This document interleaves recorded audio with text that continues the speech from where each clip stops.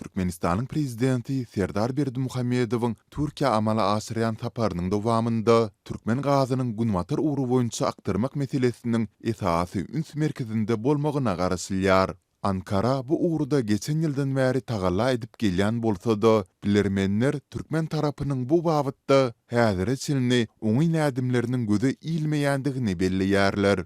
25 oktýabrda giýişlik prezident Berdimuhammedow 2 günlük resmi tapary bilen Ankara geldi. Makalanyň taýýarlanan pursady onuň türkiýelik härdisi Recep Tayyip Erdogan bilen gepleşikleri entek amala aşmandy. Emma ýokary derejeli türk resmiýetleri Türkmen gazyny we elektrik energiýasyny halkara bazarlaryna çykarmak ugrunda sol sanda Azerbaýjanyň hem gatnaşmagynda hyzmatdaşlygyň ýoly goýulmagynyň zerurdygyny bellediler.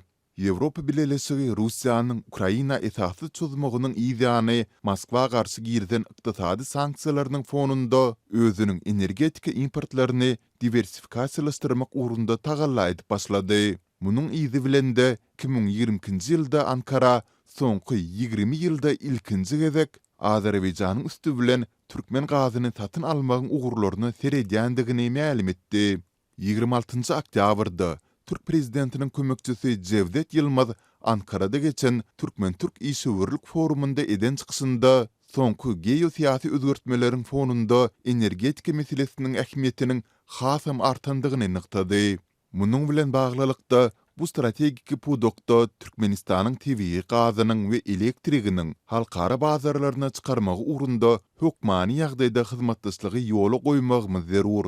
Bir tarapdan Türkiýe Türkmenistan iki taraplyň hyzmatdaşlygy, beýlik tarapdan Azerbaýjanyň hem gatnaşmagynda üç taraplyň hyzmatdaşlygynyň üstü bilen energiýa babatynda has ykdysam hyzmatdaşlygy ýoly goýmagymyz möhüm diýip Cevdet Yılmaz belledi. Emma energetika bilermenleri Aşgabatyň ýylda 30 milliard kub metr türkmen gazyny Ýewropa aktarmaga mümkinçilik berjek. Bu taslamanyň amala aşmagy babatynda häzire çelini oňyn ymtylmalarynyň göze ilmeýändigini belleýärler.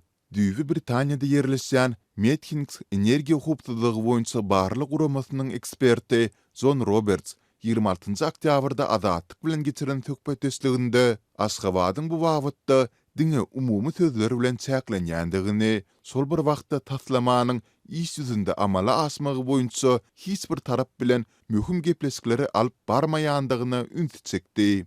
The only thing is that they have said in general terms they would like to export gas to Europe.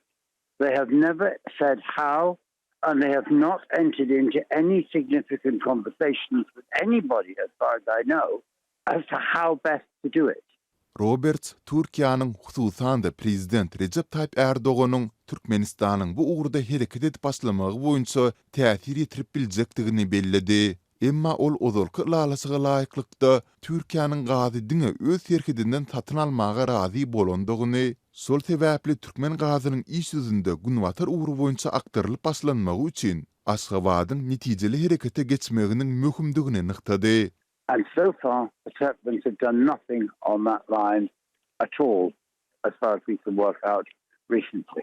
Şu wagtda çelini türkmenler bu ugrda düýbünden hiç dat etmediler diýip Robert Azatlyk bilen söhbetdeşliginde belledi. Mundan ozal Azatlyk bilen söhbetdeş bolan beýlik ekspertler sol sanda Britaniýanyň Glasgow Universitetiniň professory Luka Anceski Türkmenistanyň görnüşinden bu goloýda amala aşyryp bolmajak proýekde has köp siýasy matlapdan çemeleşýändigini, ýagny bu ugrda netije bermejek gepleşikleri geçirip dünýä arenasynda öz aktuallygyny artdyrmaga finansiýandygyny aýdypdy. Seems to want to hold in terms of increase the relevance of Turkmenistan in Europe.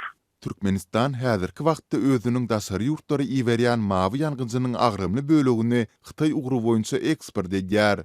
Resmi maglumata görä 2020-nji ýylda Türkmenistan bilen Türkiýanyň arasyndaky sowda dolanşygy 2 milliard dollara deň bolupdyr.